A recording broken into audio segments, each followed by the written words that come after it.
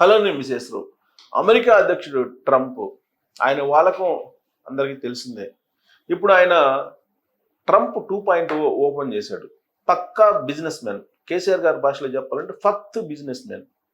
ఆ తరహాలో ఆయన వ్యవహరిస్తున్నాడు. అమెరికా అధ్యక్షుడిగా ట్రంప్ బాధ్యతలు స్వీకరించిన తర్వాత ఆయన ఇస్తున్నటువంటి ఆర్డర్స్ కానీ, ఆయన అమలు చేస్తున్నటువంటి విదేశాంగ విధానాన్ని కానీ మనం పరిశీలిస్తే అగ్రరాజ్యానికి సంబంధించిన అధ్యక్షుడిగా పెద్దన్న పాత్ర బదులుగా పోలీస్ పాత్ర ఆయన నిర్వహిస్తున్నాడు అనేది సర్వత్రా వినిపిస్తుంది.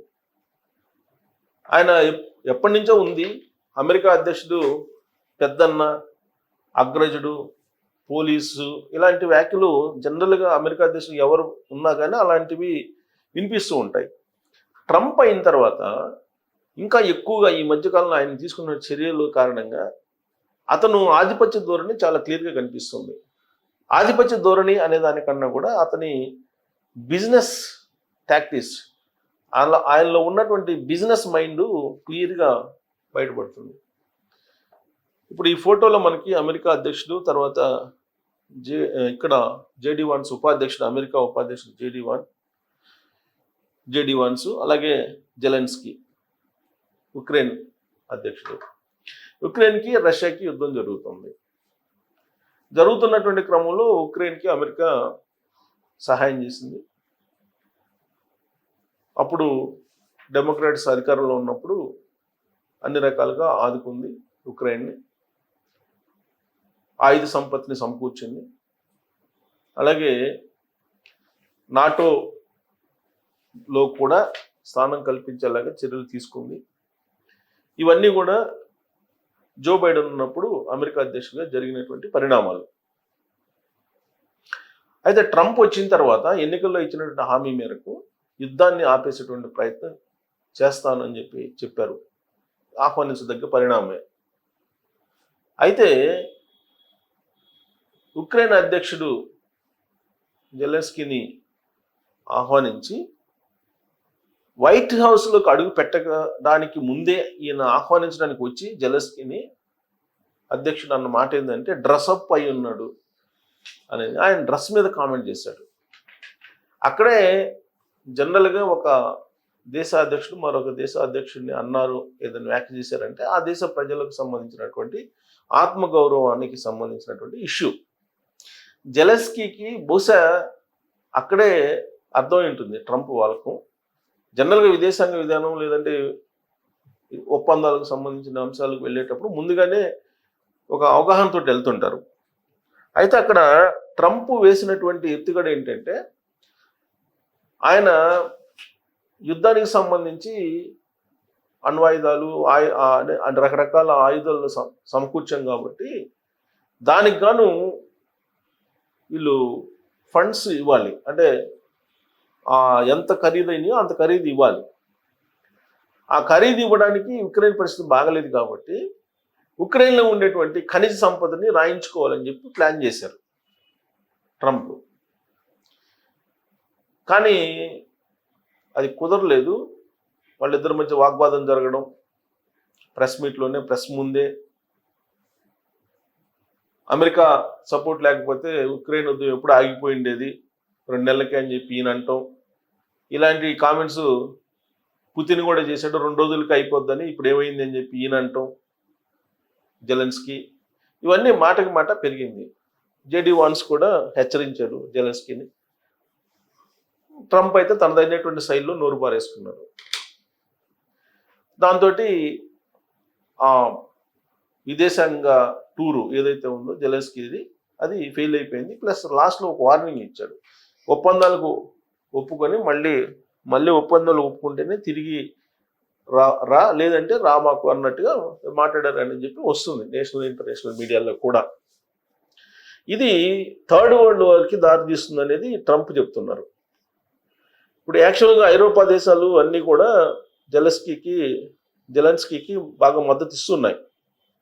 బట్ అవి ఇచ్చినంత మాత్రాన అమెరికా సపోర్ట్ లేకుండా ఉక్రెయిన్ మనుగడ సాగించే పరిస్థితి లేదు అనేది అంతర్జాతీయంగా ఉండే పరిణామాలు ఇవన్నీ కూడా అర్థమవుతుంది. కాకపోతే ట్రంప్ ఎప్పుడూ లేని విధంగా రష్యా అధ్యక్షుడు పుతిన్ తోటి సఖ్యతగా ఉన్నాడు ట్రంప్. అలాగే చైనా అధ్యక్షుడితోటి ఎలాగో ఉన్నాడు. ఉంటూనే చైనా మీద మీకు ఇంపోర్ట్ డ్యూటీస్ వేశారు. ఇవన్నీ జరుగుతున్నాయి. వాణిజ్య యుద్ధానికి తెరలేపారు. చైనా తన పని తాను చేసుకోబోతుంది. At the same time Taiwan విషయంలో కూడా గేమ్ ఆడుతున్నారు. ఇలా రకరకాలుగా మాట విననటువంటి కంట్రీస్ మీద పెత్తనం చెలాయించడానికి, తన ఆధిపత్యాన్ని చెలాయించడానికి ఆయన ప్రయత్నం చేస్తున్నాడు. అంటే అమెరికా అధ్యక్షుడిగా కాకుండా ఆయన ఒక వడ్డీ వ్యాపారి కింద వ్యవహరిస్తున్నాడు అనేది ఆయన మీద ఉన్నటువంటి ఒక ఇప్పుడు అభిప్రాయం. ఎందుకు అభిప్రాయం వస్తుందంటే, గతంలో అనేక దేశాలకి యుఎస్ ఎయిడ్ అని చెప్పేసి భారీ సహాయం చేసేది అమెరికా. అందుకే అమెరికాని గౌరవించేవాళ్ళు, సహాయం చేస్తున్నారు కాబట్టి. ఇప్పుడు సహాయం చేస్తూ ఆ సహాయానికి సంబంధించి ప్రతిఫలాన్ని ఆశిస్తున్నాడు ట్రంప్. ప్రతి దేశం నుంచి కూడా రూపాయి ఇస్తే తనకి రూపాయిన్నర రావాలనేటువంటి యాంగిల్లో అతను వ్యాపారాన్ని మొదలుపెట్టాడు. సో ఆ వ్యాపారానికి ఇప్పుడు ఆ విధంగా వ్యాపారం మొదలుపెట్టినప్పుడు ఆయన పెద్ద చిన్న అనేది ఉండదు. నీకు అక్కడికి ఎంత దూరమో అక్కడి నుంచి ఇక్కడ కూడా అంతే దూరం అనే లేక వ్యవహరిస్తారు ఏ కంట్రీ అయినా. అంటే అమెరికాకి ప్రపంచవ్యాప్తంగా ఉన్నటువంటి గౌరవం ఏదైతే ఉందో దాన్ని ఆయన తగ్గించేస్తున్నాడు అనేటువంటి భావనలోకి ఆయన వ్యవహారశీలి వస్తుంది. అది వైట్ హౌస్లో జెలెన్స్కీకి అలాగే ట్రంప్కి మధ్య జరిగినటువంటి వాగ్వివాదమే ప్రత్యక్ష ఉదాహరణ. ఇప్పుడు అంతర్జాతీయంగా ఒక హీరోగా ఇప్పుడు జెలెన్స్కీ కనిపిస్తూ ఉన్నాడు, ఉక్రెయిన్ అధ్యక్షుడు. ట్రంప్ అగ్ర రాజ్యానికి అధ్యక్షుడైనప్పటికీ కూడా ఆయన వ్యవహరిస్తున్నటువంటి తీరు ఏదైతే ఉందో అది ఆ దేశానికి ఉన్నటువంటి గౌరవాన్ని తగ్గించేలాగా ఉందనేటువంటి అభిప్రాయం కొంతమందిలో కలుగుతుంది. యాక్చువల్గా ఆ దేశానికి ఇప్పటికే దాదాపు 31 కోట్ల రూపాయలు 31 కోట్ల రూపాయలు అప్పు ఉంది అని అంటున్నారు అమెరికాకి. అది చాలా ఎక్కువగా ఉంది. దాన్ని భర్తీ చేసుకోవడానికి ఆయన రకరకాల ప్రయత్నాలు చేస్తున్నాడు ట్రంప్. ఈ గోల్డ్ కార్డులు ప్రవేశపెట్టడం, అలాగే ఇమ్మిగ్రేషన్ పాలసీలు మార్చడం, ఇవన్నీ చాలా చేస్తున్నాడు. ఇంపోర్ట్ డ్యూటీలు పెంచడం ఇవన్నీ చేస్తున్నాడు. దాంతో అన్ని దేశాలు కూడా ఆయనకి వ్యతిరేకత అయ్యాయి. ఎంత పెద్ద దేశం అయినా కానీ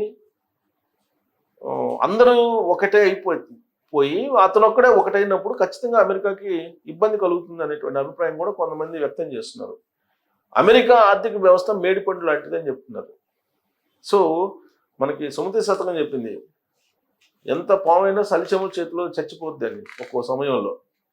అలానే ట్రంప్ యొక్క పరిస్థితి కూడా అలానే ఉందని చెప్పి కొంతమంది యొక్క అభిప్రాయం. వాళ్ళు విశ్లేషణలు వింటుంటే కనుక, అంటే అలాంటి పరిస్థితి అమెరికాకు వస్తుందంటే అంత ఈజీగా అయితే రాదు. ఎందుకంటే డాలర్ అనేది ఒక వాళ్ళకి అసెట్, అంతర్జాతీయ వ్యాపారం అంతా కూడా డాలర్ జరుగుతుంది కాబట్టి. అందుకే ఆయన ఆధిపత్యాన్ని కొనసాగిస్తున్నారు. అయితే ఆయన ఆ హుందాతనాన్ని నిలుపుకోవట్లేదు. దాంతో అమెరికా పరువు పోతుంది అనేటువంటి అభిప్రాయం చాలా మందిలో ఉంది.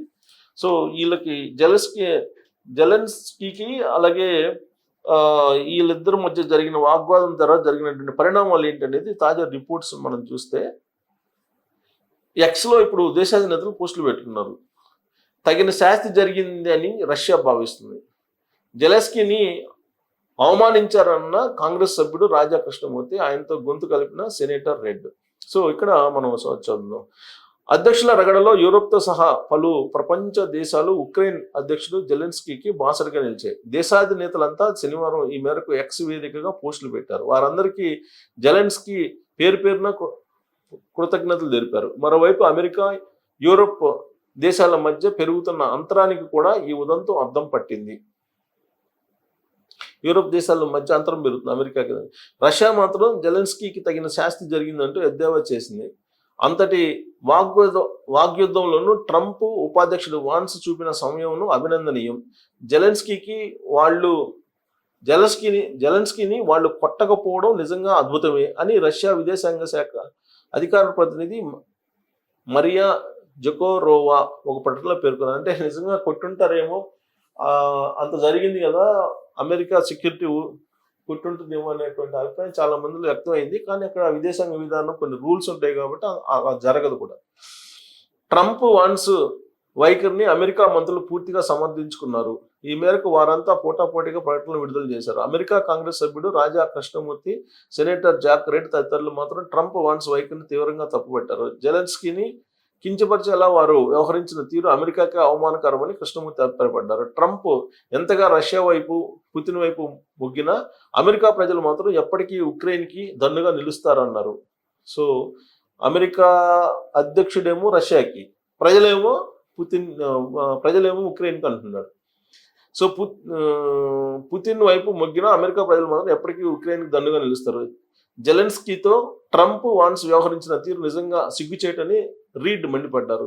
తమ ప్రవర్తనతో అంతర్జాతీయంగా అమెరికా విశ్వసనీయతని దెబ్బతీశారని ఆవేదన వెలువచ్చారు. దీన్ని ప్రపంచం అంతా గమనిస్తుందన్నారు. ఉక్రెయిన్ ప్రజల ధైర్యాన్ని నిలబెట్టేలా జెలెన్స్కీ ఆత్మగౌరవం ప్రదర్శించారంటూ యూరోపియన్ యూనియన్ ప్రెసిడెంట్ ఉర్సులా వాండర్ లియన్ కొనియాడారు. నిర్భయంగా, ధైర్యంగా, బలంగా ఉండండి. మీరు ఒంటరి కారు. శాశ్వత శాంతి కోసమే మేమంతా మీతో కలిసి పనిచేస్తామని పేర్కొన్నారు. రష్యా ఒక దురాక్రమదారు, ఉక్రెయిన్ బాధితురాలు. మేము ఆ దేశానికి సాయం చేయడం, రష్యాపై ఆంక్షలు విధించడం అస్సలు తప్పు కాదు. అమెరికా, యూరోప్ దేశాలు, కెనడా, జపాన్ తదితరాలన్నీ ఇక ముందు ఇదే వైఖరి కొనసాగిస్తాయని ఫ్రాన్స్ అధ్యక్షుడు ఇమాన్యుయల్ మక్రాన్ అన్నారు. రష్యా ఉక్రెయిన్ యుద్ధానికి తెరదించే దౌత్యయత్నాలను తిరిగి పట్టాలెక్కించేందుకు తక్షణం యుయు అమెరికా శిఖరాగ్ర భేటీ జరగాలని ఇటలీ ప్రధాని జార్జియా మెలోని పిలుపునిచ్చారు. ఉక్రెయిన్కు జెలెన్స్కీకి మీకు తామంతా అన్ని వేళలా వెన్నుదన్నుగా నిలుస్తామని జర్మనీ కాబోయే ఛాన్సలర్ ఫ్రెడరిక్ మెర్జ్ ప్రకటించారు. ఉక్రెయిన్పై రష్యా అక్రమంగా దండెత్తిందన్నది కాదనలేని వాస్తవమని కెనడా ప్రధాని జస్టిస్ ట్రూడో అన్నారు.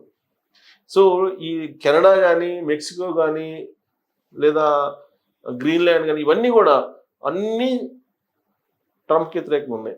మూడవ ప్రపంచ యుద్ధానికి బాటలు. అమెరికా, ఉక్రెయిన్ మధ్య ఖనిజాల ఒప్పందం ముందుకు సాగలేదు. అధ్యక్షుడు ట్రంప్, ఉపాధ్యక్షుడు జేడీ వాన్స్ నిరంతరం అమెరికా ప్రజల ప్రయోజనాల పరిరక్షణగా పాటుపడతారు. ప్రపంచంలో అమెరికా స్థానాన్ని గౌరవించని వాళ్ళు మా నుంచి అనుచిత లబ్ధి పొందేందుకు వారెన్నటికీ అనుమతించబోరు.